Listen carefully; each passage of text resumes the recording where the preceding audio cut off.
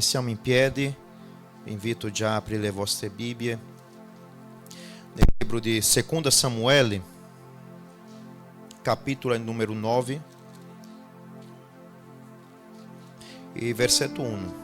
È un brano molto conosciuto, però a volte dico che è poco, non voglio dire la parola sfruttato, ma proprio osservato, diciamo così.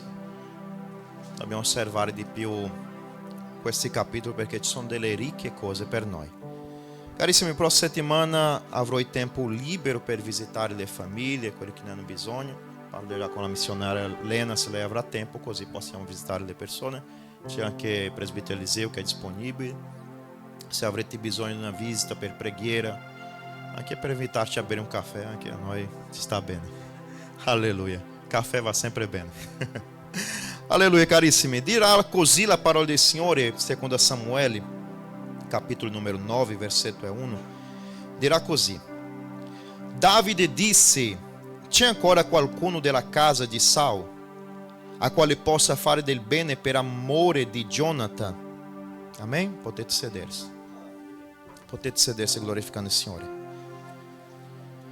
Carissimi, questo messaggio ho già predicato un po' di tempo fa nella chiesa, però ho sempre parlato profondamente al mio cuore, perché tratta della storia di un uomo, possiamo dire, abbandonato, un uomo senza aspettativa, senza speranza, e lui aveva la sua storia, diciamo, interrotta. E oggi al culto di Santa Cena io domandavo al Signore, aveva già una parola che avevo già preparato del mio piacimento, e dicevo: Signore, questa è la parola? Sì, è questa. Però mentre riflettevo su quella parola dicevo: ma Santa Cena, Signore, il Signore parlava nel mio cuore a riguardo questo messaggio. L'importanza di sapere dove noi vogliamo sederci. Amen? Carissimi, la narrativa di questa storia fino ad arrivare a questo capitolo, sappiamo tutti noi che Davide ha sofferto persecuzioni da Saul. Ma prima di questo lui era dentro del palazzo, era colui che suonava la cetra per calmare lo spirito maligno che aveva nella vita di Saul. Sappiamo tutti noi questa narrativa. Però dentro del palazzo è nata un'amicizia tra i figli di Saul e Davide. E dice la parola del Signore che loro hanno fatto un accordo. Quando Jonathan è venuto a sapere che Saul voleva uccidere Davide, ha detto: guarda, mio papà vuole ucciderti, però voglio fare un accordo con te. Se io o te, qualsiasi uno di noi, saliremo sul trono, noi risparmieremo la famiglia, sia la tua, tu risparmierai la mia. Solo che quando noi facciamo un accordo con il Signore, carissimi, noi non sappiamo dove noi ci stiamo mettendo dentro, perché il Signore ci mette anche alla prova.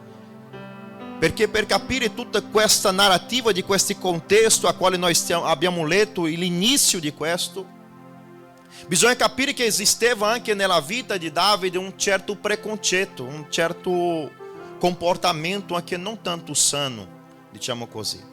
Magari alcuni non conoscono questo, ma Davide aveva un certo preconcetto con le persone che avevano delle disabilità.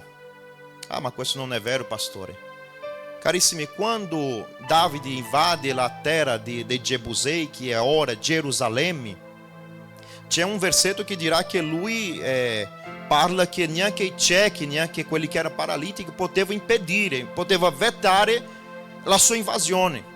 E di questo è nato un detto anche a Israele, che quelli zoppici, quelli che erano paralitici, quelli che erano ciechi, non potevano entrare nella casa del Signore. In Levitico c'è anche la narrativa che dirà che un sacerdote doveva essere perfetto, non poteva avere delle imperfezioni nel momento dell'adorazione davanti al Signore. Sembra una parola un po' dura da dire che il re Davide aveva un preconcetto con qualcuno che aveva una disabilità, aveva una difficoltà, ma questo era impresso, era stampato nel cuore del popolo di Israele.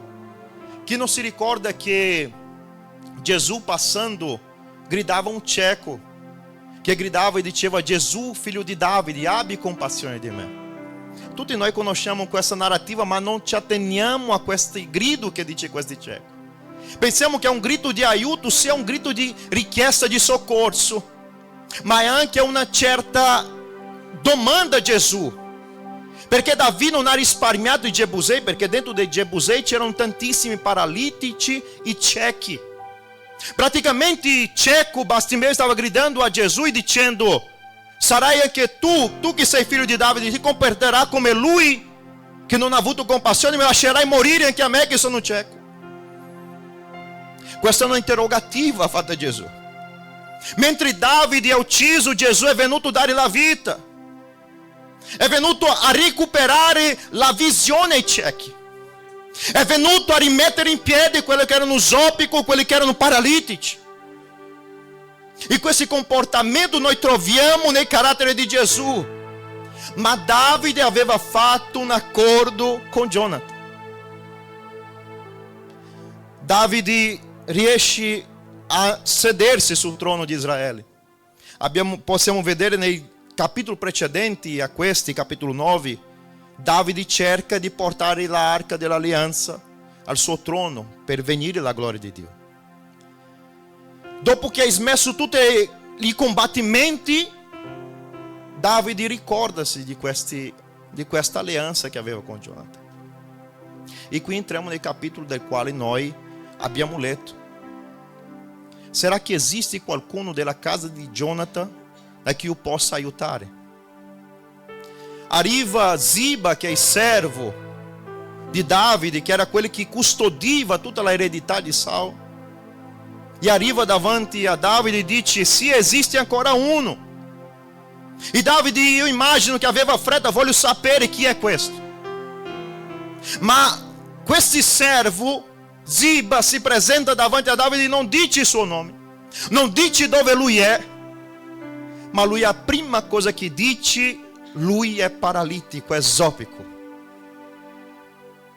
Troviamo questo contesto nella nostra camminata con Dio, perché a volte troviamo delle persone che hanno delle difficoltà di avvicinarsi a Cristo, difficoltà di avere una vita di preghiera, di comunione, di isolarsi da quello che è la peccaminosità del mondo.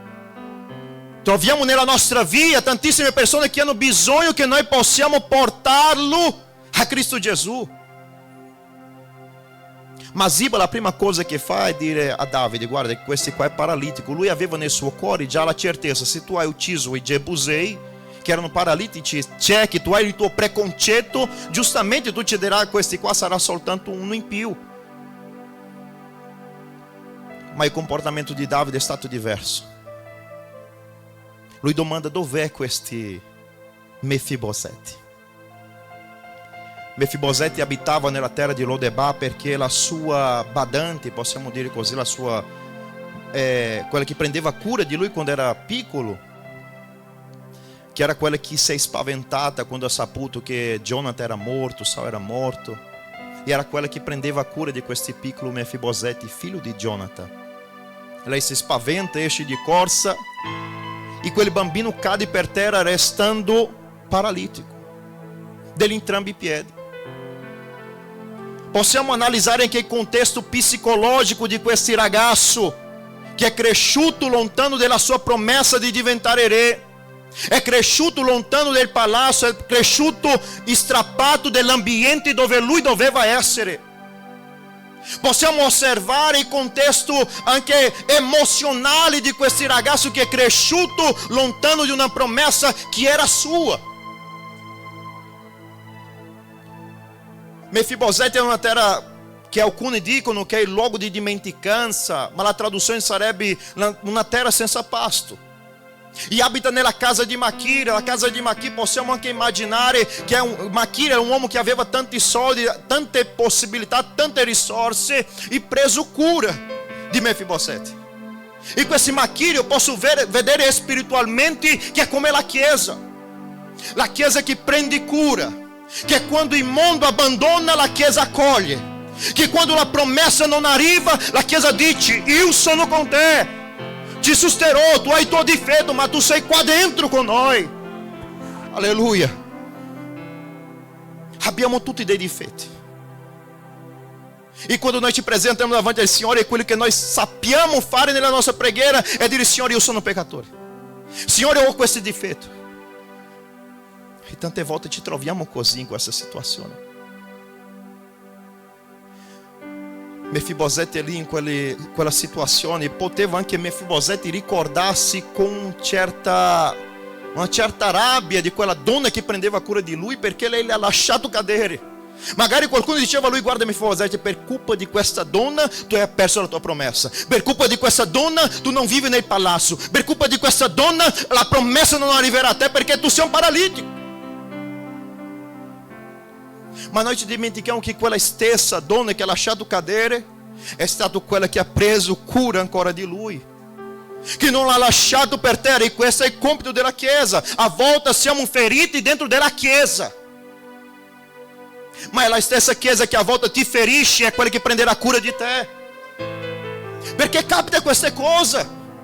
Siamo feriti dentro della Chiesa tante volte, siamo oppressi. Ci sono persone che non ritornano nella Chiesa perché dicono: non ritornerò più lì in quel luogo. Ma quella donna, anche se le ha fatto dei mali, continua a prendere cura di lui. E lui cresce con quei difetti, con quella disabilità,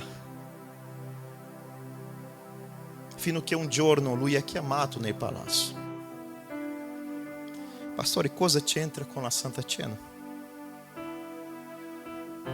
Quando Mefibosete arriva davanti a Davide, Davide li vede e lui dice, Mefibosete gli risponde: cosa avrai te con me che sono soltanto un cane morto?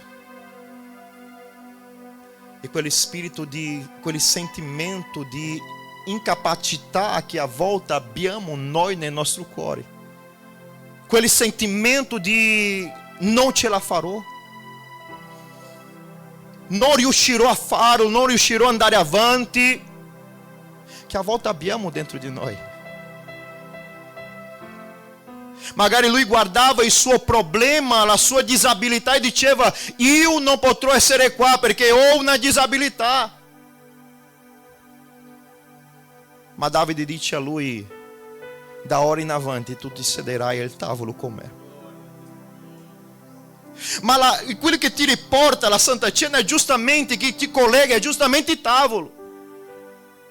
Perché abbiamo davanti ai nostri occhi un tavolo preparato per ricordarsi il sacrificio di Cristo Gesù quando Lui ti chiama a sedersi nella tavola.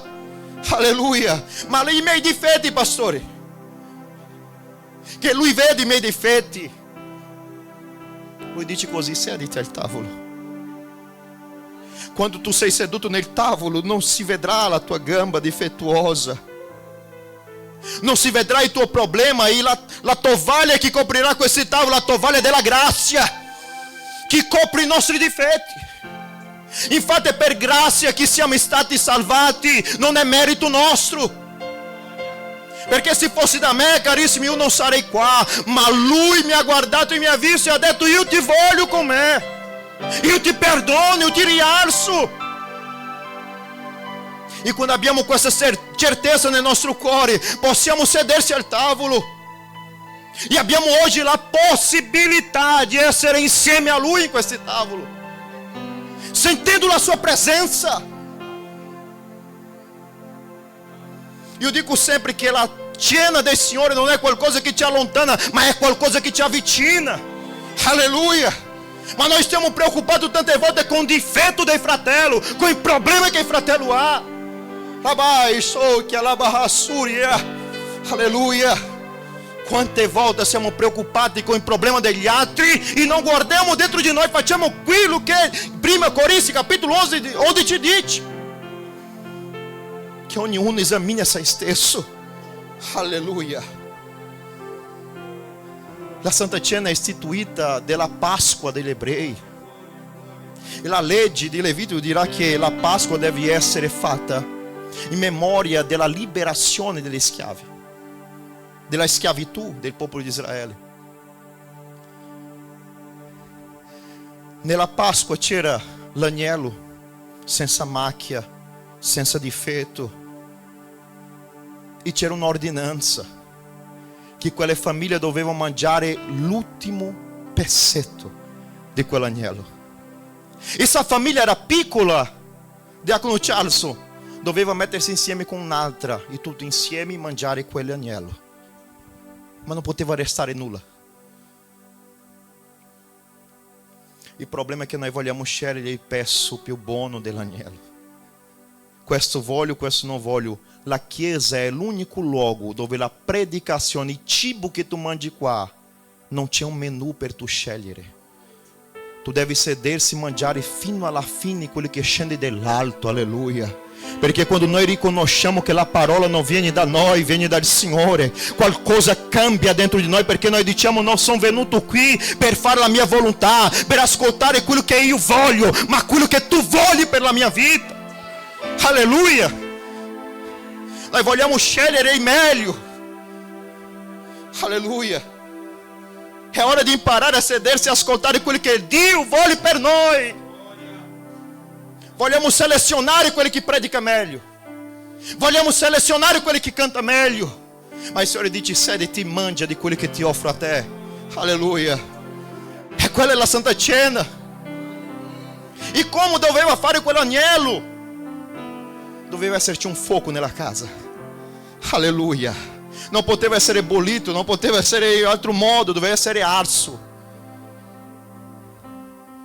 Doveva essere mangiato tutto, e a volte il fuoco non c'è in mezzo alla casa. È per cui quando qualcuno prende il pezzo del pane che è consacrato davanti al Signore, qualcuno fa il rumore, comincia a glorificare, perché il cibo è caldo, alleluia, perché c'è la presenza di Dio. Alleluia. È l'unico momento dove noi dobbiamo capire che dobbiamo essere veramente uniti a guardare noi stessi. Voglio invitare la Chiesa a aprire le vostre Bibbie nel libro di Giovanni capitolo 13. Alleluia. Giovanni capitolo 13 versetto 23. Noi vedremo un contrasto di quello che era la vita di Mefibosete, che si è seduto nel tavolo, è stato coperto della grazia, i difetti non si vedevano. Giovanni capitolo 13 versetto 23. Alleluia. Abbiamo visto qualcuno che si è seduto sul tavolo. Dirà così la parola del Signore: ora a tavola inclinato sul petto di Gesù stava uno dei discepoli, quello che Gesù amava. E Simon Pietro gli fece cenno di domandare chi fosse colui del quale parlava. Ele, chinando-se così sul petto di Gesù, gli domandò: Signore, chi è? Gesù rispose: è quello al quale gli darò il boccone dopo averlo intinto. E intinto il boccone lo presi e lo diede a Giuda, figlio di Simone Iscariota. La narrativa precedente dirà che Giuda ha preso i pani e si è alzato dal tavolo.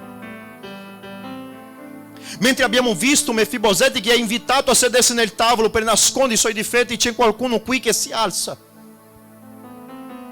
E questi particolari del boccone bagnato, immerso, era una tradizione giudaica.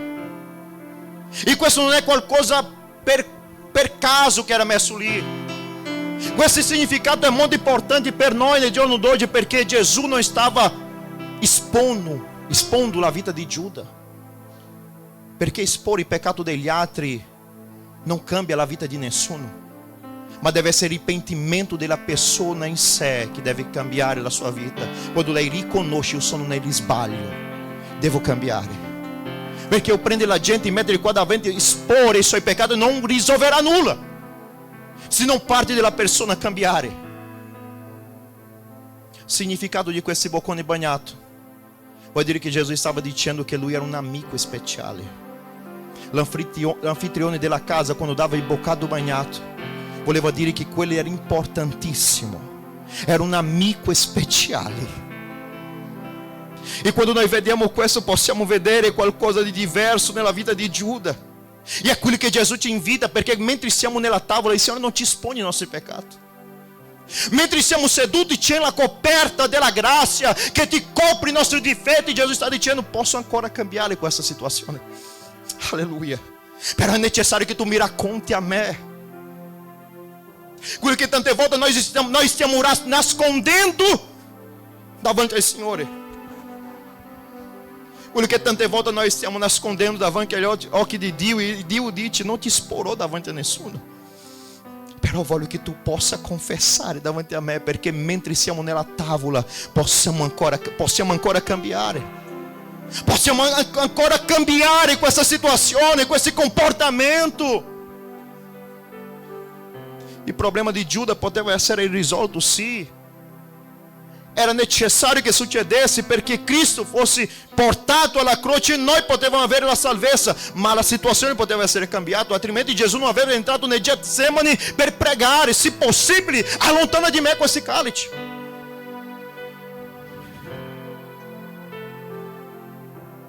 Gesù ci invita oggi a raccontare a Lui i nostri peccati, i nostri sbagli davanti a Lui. E è interessante perché quando Gesù fa la domanda, dice che qualcuno nel tavolo avrebbe di tradirlo, nessuno ha puntato su nessuno. Nessuno ha puntato il dito su nessuno. Se tu vai a leggere, tutti loro domandavano: sarò io, Signore? E questa è la parte principale della Santa Cena. Quando io guardo a me stesso e non il peccato degli altri, perché siamo preoccupati a giudicare la vita del fratello, a giudicare la vita della sorella. Quando la Santa Cena ci invita a guardare a noi stessi, Paolo dice: esamine l'uomo a se stesso e così mangi, così beva. Ma a volte noi siamo preoccupati a guardare i nostri fratelli, quando è necessario guardare e dire: Signore, sono io quello che ti tradisco, sono io colui che non ho un comportamento come tu desidera per me, sono io che devo essere cambiato. Allora cambiami, Signore Gesù, mentre sono nel tavolo, perché mentre sono nel tavolo c'è ancora speranza. Mentre sono coperto della grazia c'è speranza. Il problema è quando noi usciamo del tavolo. E quante persone, carissime, sono uscite di questa tavola e si sono allontanato dalla presenza del Signore. Gesù ancora oggi ci dà il boccato bagnato e dice: c'è ancora possibilità per te, c'è ancora tempo per confessare a me i tuoi peccati, i tuoi sbagli, i tuoi misfatti. E oggi eu voglio invitare qui, se tu vuoi in nome di Gesù Cristo riconciliarsi con il Signore, e tu senti nel tuo cuore c'è qualcosa che mi allontana di questa tavola, c'è qualcosa che non mi fa sentire la tua presenza, vieni qua avanti. Io voglio pregare per te, voglio pregare per la tua vita, e non dovete avere vergogna. Mettiamoci in piedi in nome di Gesù, perché a volte noi ci limitiamo in avvicinarsi a Lui, perché sempre che non ci crediamo più nella potenza dello Spirito Santo, nella potenza del nome di Gesù, nella potenza del sangue di Gesù, che corregge la nostra vita, che dice c'è ancora speranza mentre tu sei seduto nella tavola. Alleluia. Oggi il Signore ci invita a confessare a Lui i tuoi peccati. Voglio che tu possa, in nome di Gesù, in questo momento pregare a Lui, confessare a Lui, da lì dove tu sei. Quelli che sono seduti possono inchinare il capo e pregare anche voi, dicendo: Signore, ho peccato contro il cielo e contro di te soltanto, ma fammi ancora figlio tuo, Gesù. Cancella, Signore, i miei comportamenti sbagliati, i miei misfatti, Gesù, perché voglio sedermi nella tavola, Gesù, della comunione. Voglio sedermi, Gesù, in questa tavola, Signore, che ci avvicina e non ci allontana, Signore, e spessa ora, Gesù, ogni legame, Signore, di Satana sulla nostra vita. Oh, andarabasuri candarabarabaxui andarabahai. Tu hai la possibilità ora di confessare a Gesù i tuoi peccati. Tu hai la possibilità di ora, in nome di Gesù, confessare i tuoi sbagli. Parla con Lui, mette la tua mano sul tuo cuore e dici: Signore, ho peccato contro di te. Voglio essere cambiato, voglio essere trasformato da te, Signore Gesù, perché voglio restare seduto nella tavola con te. Non voglio allontanarmi di te, Gesù, perché voglio vivere la tua promessa che tu ci hai detto, Signore Gesù, che tu resterai con noi fino alla fine della consumazione dei secoli. Non ci abbandoni, Gesù, ma resta con noi, oh Padre. Che tutti che sono qui ora, in questo momento, possa guardare dentro di te stesso, senza guardare il tuo fratello, perché a volte nella nostra mente dici: ma lui mi ha fatto, lei mi ha fatto. No, non pensare così, guarda te stesso. Signore, sono stato io, Gesù, che ho sbagliato con te. Io voglio cambiamento, Gesù. Non accetto non sentire la tua presenza, non accetto vivere senza la tua presenza, Gesù. A volte vogliamo cambiamento nella nostra casa, nel nostro lavoro, nella nostra vita, ma quello che deve prima di tutto cambiare siamo noi stessi. Gesù, ti chiediamo ora, Gesù, che tu possa versare il tuo sangue sulla tua chiesa, Gesù. Tuo sangue sulla nostra vita e perdonarci, Signore, dei nostri sbagli, dei nostri comportamenti, Gesù, che tante volte, Signore, ci comportiamo come tu non piaci, Gesù, ma oggi vogliamo gettare davanti al tuo altare, Gesù, tutto ciò che non ti piace, tutto ciò che non va bene, tutto ciò, Signore, che è fuori luogo, che tu ci aiuti, Gesù, a camminare nella tua presenza. Alleluia. Dile a Gesù oggi: Gesù, solo la tua grazia, Signore, può coprire i miei difetti. Solo la tua grazia, Gesù, può coprire i miei sbagli, Gesù. Solo la tua presenza può coprire, Signore, tutto ciò che ho fatto davanti ai tuoi occhi. Io voglio cancellare tutto, Signore, davanti a te, e ti chiedo: dammi una nuova opportunità, Gesù. Dammi una nuova opportunità. Chiedi a Lui: Signore, dammi una nuova opportunità. Chiedi a Lui ora: dammi una nuova opportunità, Signore, perché voglio avvicinarmi da te, voglio stare con te, voglio lodare il tuo nome, Signore, e sentire la tua gloria scendere nella mia casa, nel mio lavoro, nella chiesa. Ma voglio adorare a te, Signore, senza preoccuparmi con i miei difetti, perché ho bisogno della tua grazia. Perché ho bisogno della tua grazia, Gesù. Perché ho bisogno della tua grazia, Gesù. Perché ho bisogno della tua grazia, Gesù. Anai kalabahasuri kandarabarabaxuri dehai. Anai de kandarabashuri kandarabarabaxuri andai. Alleluia. Alleluia.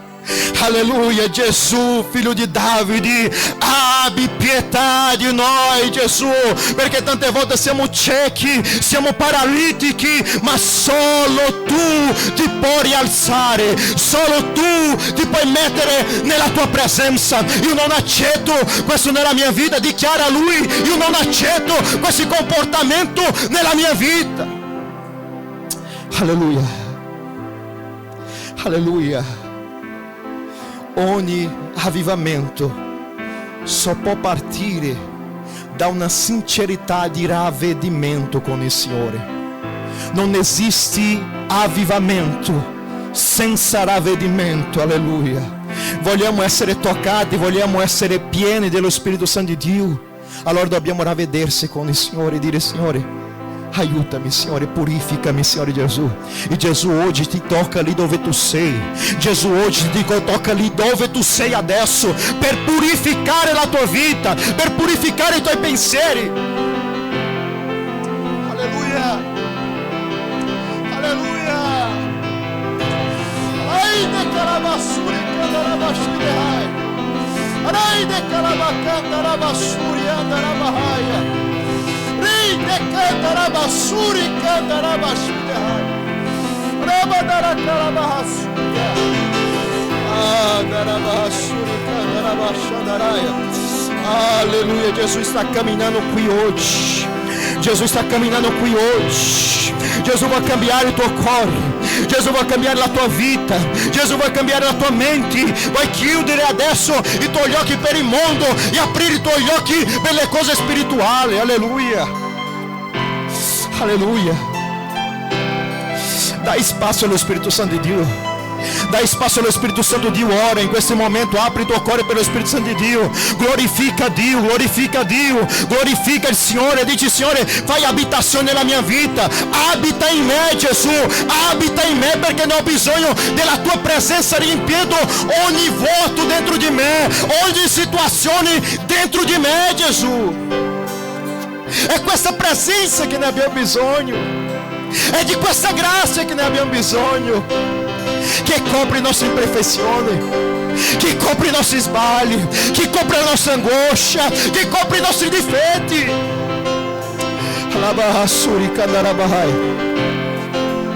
Tu devi guardare dentro di te, devi guardare dentro di te, esaminare la tua vita, esaminare i tuoi comportamenti e dire: Signore, c'ho questo da cambiare, Signore, non ce la faccio, ma voglio stare seduto nella tavola, non voglio alzarmi, Signore Gesù. Alleluia. Alleluia, carissimi. Possiamo prendere il nostro posto, sentendo la giustificazione del Signore sulla nostra vita. Infatti è per fede che siamo stati salvati. Questo è il versetto che ha scorso la vita di Martino Lutero.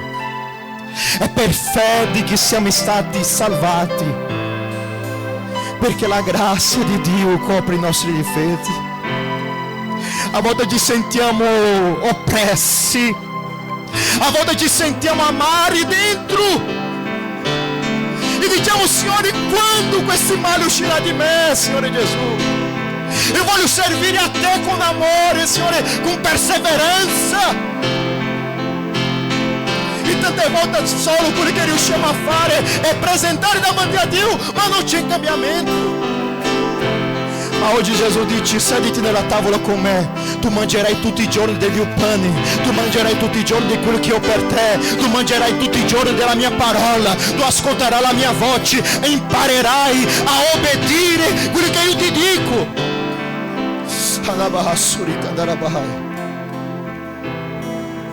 Alleluia, alleluia, alleluia, alleluia. Non esiste, carissimi, avvivamento, non esiste, possiamo lodare quanto vogliamo, non esiste avvivamento senza ravvedimento. Mentre noi non ci pentiamo, la gloria non scende. Mentre noi non riconosciamo, la presenza non scende. Alleluia. È di questa grazia che ne abbiamo bisogno, che noi dobbiamo chiedere ogni giorno, perché Gesù guarisce ancora. Gesù guarisce ancora i ciechi, i paralitici, tutti coloro che ne hanno bisogno di essere guariti, perché la infermità più grande che possiamo avere è dentro della anima, è quello che portiamo dentro di noi tutti i giorni. E tu dici: sono limitato, non c'ho forze. Sai perché questo? Perché il dolore che noi portiamo dentro di noi ti lascia più paralitico di una persona che ha una disabilità fisica. Quella ferita che portiamo dentro di noi non ci fa camminare, non ti fa andare avanti, perché il dolore ti fa essere più paralitico di una persona che ha una disabilità fisica. La ferita che portiamo nell'anima, i dolori che portiamo con noi, il fardello che portiamo con noi. Ma oggi Gesù ti dice: donna, uomo, porta qui il tuo fardello e cambia con il mio, che il mio è leggero. Alleluia. Il mio fardello è leggero. Alleluia. Alleluia. Magari tu dici: Gesù, io non sono degno di sedermi nella tavola. Ma quando guardiamo la storia di Mefibosete, c'è stato un periodo che i Jebusei sono ritornati nella terra di Gerusalemme, e a Davide serviva onorare l'alleanza con loro. Loro hanno chiesto 7 persone per essere uccise della lignagine di Saul. prendi la prima persona, la seconda, la terza, la quarta, la quinta, la sesta, e nella settima toccava Mefibosete. Ma Davide diceva nel suo cuore: non posso uccidere Mefibosete, ho un'alleanza con lui, lui è seduto sulla tavola. E la preoccupazione nel cuore dei re Davide è preso mano in suo cuore e diceva: non posso uccidere Mefibosete. Se tu vai a leggere la storia, dirà che esisteva uno che anche lui si chiamava Mefibosete,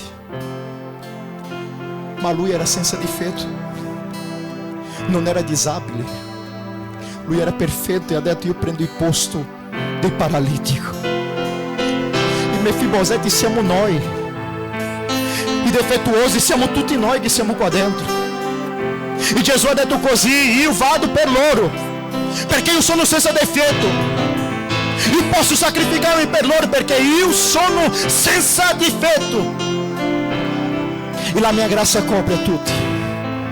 La mia grazia ti copre oggi. Gesù ti dice ora: la mia grazia ti copre oggi. Gesù sta dicendo a te, donna, uomo, oggi, che la mia grazia ti copre ora. È ora di girare la pagina, che Gesù vuole scrivere una nuova storia per la tua vita, perché colui che era senza difetto ha detto: io prenderò il posto di coloro che hanno difetto. Quando l'uomo è caduto, quando l'uomo è peccato, la Shekinah è andata via. Qualcuno doveva prendere il nostro posto, perché noi non ci potevamo fare.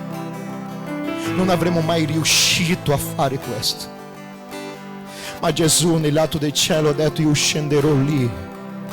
Colui che era senza peccato, colui che era senza macchia è sceso nella terra e ha detto: io mi donerò per loro, per applacare la ira di Dio. E la Bibbia dirà che a Dio è piaciuto calpestare il suo figlio. Perché? Perché aveva la ira di Dio, la sua giustizia doveva scendere, e doveva scendere su di me e su di te. Ma lui ha detto: io farò per loro. Ha preso lui la ira che ti apparteneva, il castigo che ti porta alla pace, lui ha portato su di sé, e per le sue calpestature siamo stati guariti. Alleluia. Carissimi, che possiamo ricordare che tutte le volte che facciamo questi gesti, non è un momento che noi siamo qui per giudicare i fratelli, è un momento che noi guardiamo a noi stessi e diciamo a Lui: sarò stato io, Gesù? Sarò io quello che ti ho offeso? Sarò io che ho detto e non adempito quello che ho detto davanti ai tuoi occhi? Perché a volte facciamo promessa davanti al Signore, alla fine dell'anno facciamo tantissime promesse: questo anno sarà un anno che romperemo, che noi cresceremo, che noi vinceremo. Noi al primo problema che appare, noi lasciamo quello che noi abbiamo promesso al Signore. Ma il Signore oggi ci invita a guardare dentro di noi e partecipare del pane e del calice. Amen. Ringrazio la mia opportunità in nome di Gesù.